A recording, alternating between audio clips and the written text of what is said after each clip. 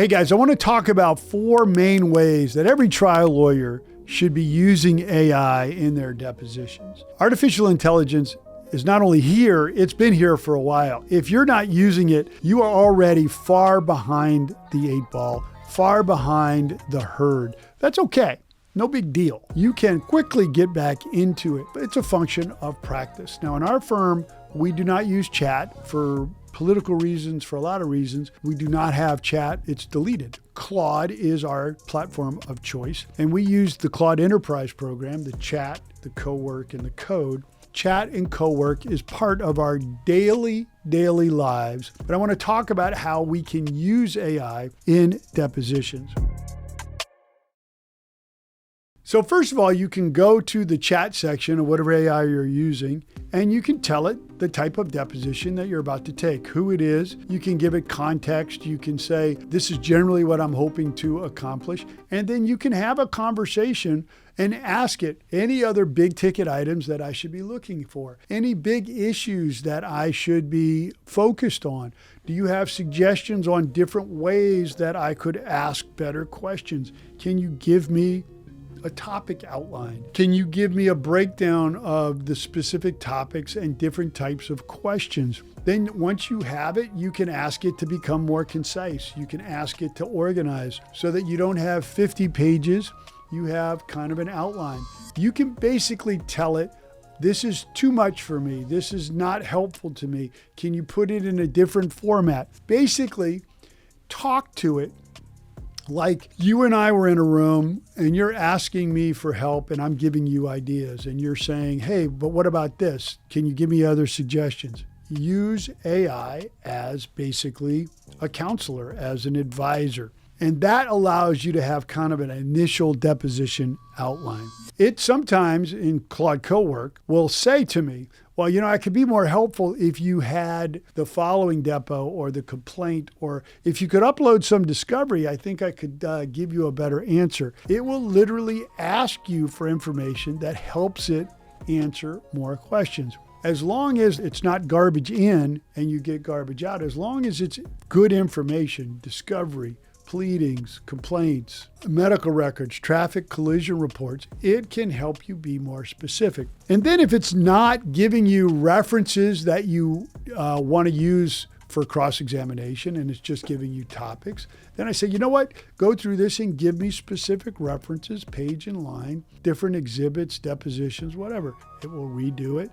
And you can hone it to whatever way is most helpful to you. Hey, I don't like the way this looks. Put this in an easily understandable chart with the topic and then the evidence or whatever it is you want. I can take a deposition that I've done in the case, and I'm about to take the next deposition in a case, and I say, here's all the depositions we have so far. Create a timeline based on everything we've learned. Create a list of every person that has been discussed so that I can ask about that in the next deposition. Hey, this is all of the information we have up till now. Are there any gaps in information, gaps in coverage, gaps in knowledge that we want to make sure that we fill?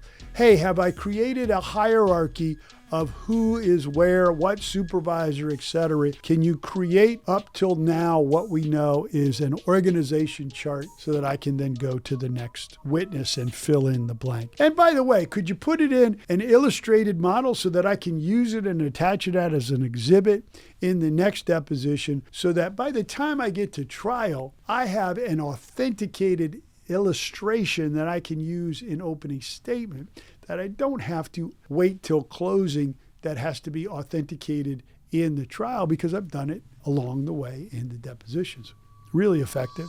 I also sometimes use AI to practice. This is who the defendant is. This is everything we have about them. This is their website. This is their practices and policies and procedures. This is the personnel file, etc. And then you say, I want you to respond to me like you're an Uber, Lyft, corporate rep. Here's all the information I have on that. And respond to me like you're a corporate representative. Corporate rep that's trying to minimize their liability. attorney, a corporate rep that's trying to distance themselves from controlling the driver. And then you run through key lines of questioning. It's helpful to anticipate, what the other side might say.